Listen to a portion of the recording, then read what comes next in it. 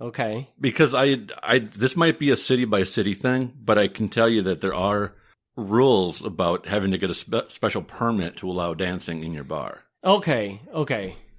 I can see that. Kind of like we'll use around here where Macville, they can only be topless and right. like other or whatever it is. Yeah. Yeah, they can't have alcohol if they're topless or something like that. Right. Okay. Yeah, I can see that. Yeah, I heard from bar owners that, if one person gets up and dances, that's fine. I mean, they're drunk, they can do whatever. But you can't actually have like a dance area if you're not permitted to have one. Okay, and that does totally make sense, yeah. Yeah. So their argument is like, it's not dancing. It's like, they're not doing anything. It's just guys. And the judge responds, well, that this place caters to that kind of clientele. Didn't explicitly say it, but he made it known. He's like, I know who goes to this bar. Which is just to say, again, this is 1961. So, like, people know at this point, like, the gay community is very much underground yet, but people know. They know where the bars are. Right. Quote, on Sunday afternoons, the place was loaded with cops. Sometimes they'd bring their women, but rarely did they bring their wives. Yeah, this is from the book LGBT Milwaukee. Is an anonymous person having a memory of being there. So how reliable that is, I don't know, but it's a fun quote.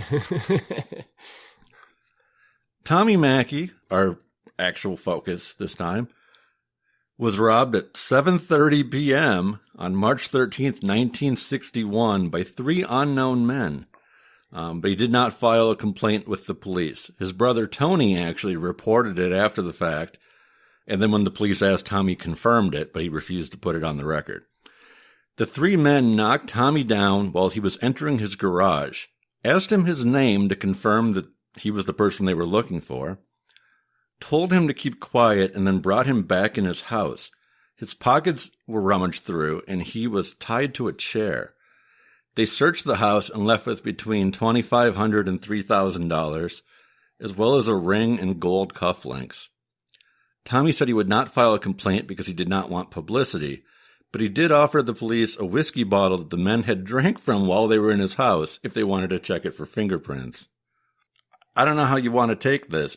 Somebody breaks into my house, ties me to a chair, and steals $3,000 from me. Not happy? Not happy. And this is 61, so keep in mind, adjusted for inflation. That's a lot more money. That's a lot more. I mean, 3,000 today is a good chunk, but that's even more. To just be like, I'm not gonna file a complaint about this. Like, I don't know. He probably, that tells me that he knows who did it. That's what it sounds just like. Doesn't want to mess with, raising anything. That's exactly the way I read that too. Yeah. Is that he's like, I'm going to get in more trouble if I report this. Yeah.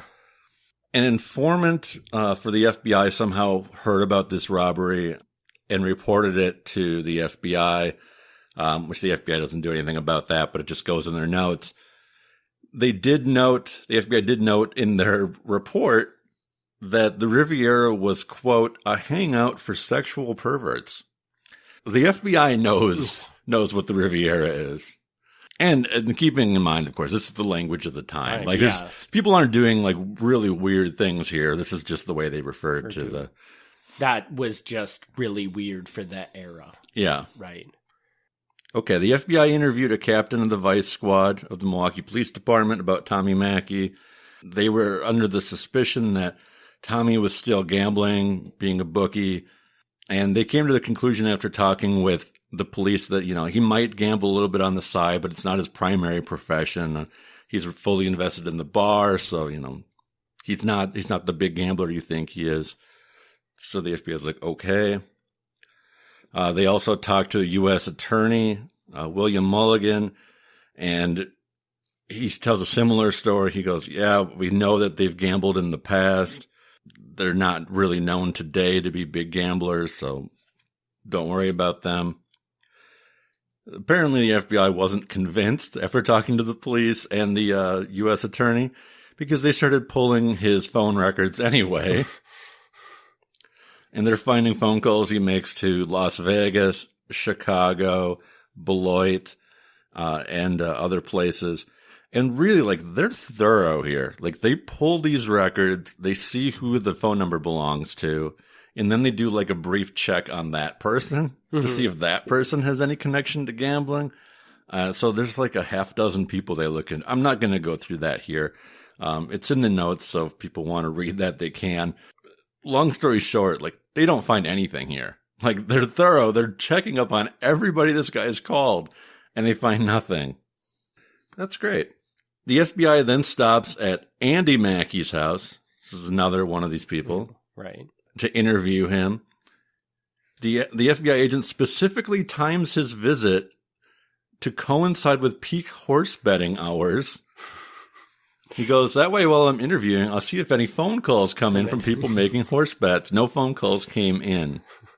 Really nothing too exciting happened out of the interview. Other than that, this Mackey brother, Andy Mackey, specifically said, we're not being shaken down here. We're not paying any kind of tax to stay open.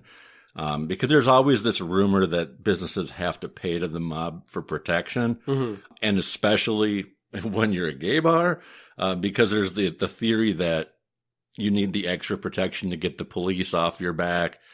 And I don't know. They deny it. I can't say that there's any evidence for it. I'd have to side with them saying they probably weren't, unless I saw otherwise. Weren't what, charging for protection? Are you saying? Right. Okay. Right.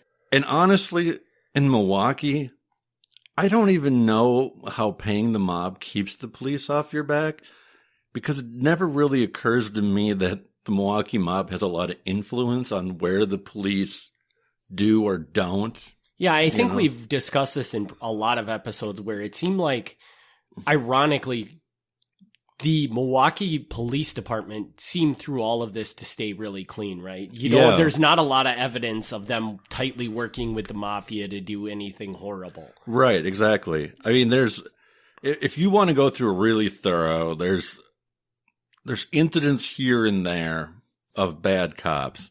And generally speaking, the bad cops end up working in the vice squad. And because their entire job is investigating prostitution and gambling, they bend the rules for certain people and whatever.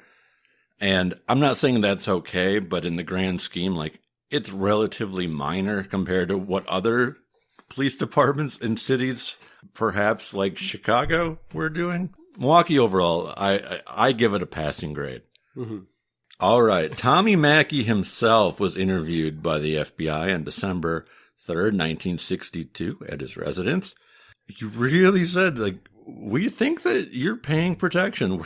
We keep getting these rumors. You guys are paying protection. Now we're hearing rumors specifically that you're paying it to Joe Guerrera, who is this mob strongman that Frank Belstry brought in from Kansas City to shake down the gamblers. This is what we're hearing. Tell us if this is true. Tommy Mackey says, I know Joe Guerrera. We've met at the taverns in town. I see him occasionally at Gallagher's, the Balestieri nightclub or bar. And Mackey said that they'd even played golf together one time.